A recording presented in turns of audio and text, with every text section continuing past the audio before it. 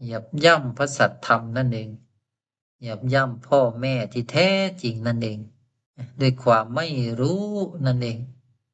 จึงเห็นแต่ความโง่เขลาแห่งจิตอวิชชาจึงพังทลายลงไป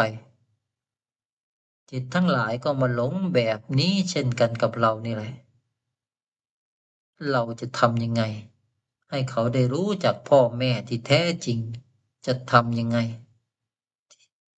ถึงจะได้ชื่อว่ารักพ่อรักแม่ที่แท้จริงรักลูกรักครอบครัวอย่างแท้จริงจะทำยังไงก็ในเมื่อเสียงนี้มันสร้างเรื่องราวทุกอย่างขึ้นมาและเสียงนี้ก็เกิดมาจากธาตุต้นกำเนิดอันเป็นต้นธาตุก็คือจิตของพวกเราอันเป็นพ่อแม่ที่แท้จริงเมื่อได้แจ้งต่อต้นธาตุที่บริสุทธิ์สูงสุดนี้แล้วจึงเต็มหัวใจจึงอ่านประกาศต่อหน้าพ่อแม่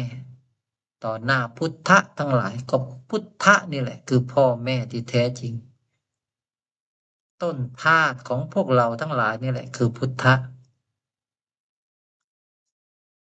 จึงประกาศต่อหน้าพุทธะทั้งหลายประกาศต่อหัวใจต่อสัจธาตุของตัวเองประกาศด้วยสัจธาตุของตนนั่นแหละประกาศด้วยความเป็นพ่อเป็นแม่นี่แหละ